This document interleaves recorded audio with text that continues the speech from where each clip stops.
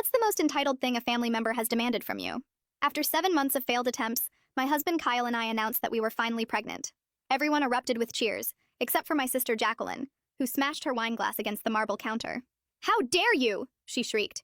"You know how long I've been trying for a baby. I deserve to be the first." Mom tried to tell her 19-year-olds aren't ready for a baby, but Jacqueline refused to back down. She grabbed her purse, then dramatically stormed out yelling that I better abort my baby within 1 week, or else she's getting the police involved. The next morning, she showed up at our door with printed pages from abortion clinics, shoving them into Kyle's chest while he was still in his boxers. "I made appointments for her at 3 different places," she announced to our entire cul-de-sac. "She just needs to pick one." When Kyle tore up the papers, she called the whole family demanding an emergency intervention.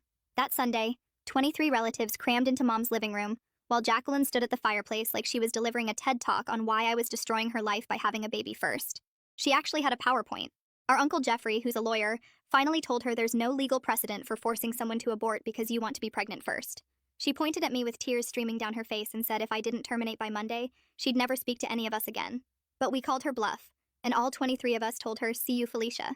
She actually left sobbing, and we didn't hear from her for a long time. And then, 7 months into my pregnancy, we were having our baby shower when the door flew open. It was Jacqueline. She walked in with her hand on a massive belly, wearing a shirt that said, "First grandchild loading." Everyone went silent. Mom dropped her cake knife. "Surprise! I'm almost due," she announced, spinning around so everyone could see. "I got pregnant right after that horrible meeting where you all betrayed me. I'm 10 weeks away from giving birth." Nobody was impressed, and when I decided to screw with her and mentioned my due date that was 8 weeks away, her face turned deep red with anger.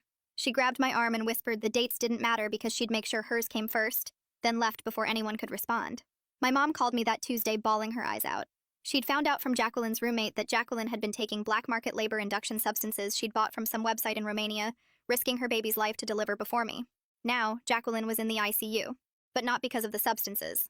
Turns out, Jacqueline had found some girl on Craigslist whose mother used to be a midwife in the Philippines, and paid this girl to perform a C-section in her living room.